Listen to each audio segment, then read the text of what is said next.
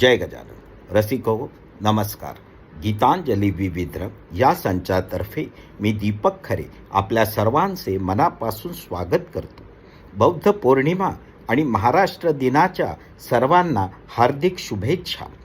दत्तभक्तीचीच परंपरा चालविणारा दत्त संप्रदाय शेकडो वर्षांपासून अस्तित्वात आहे.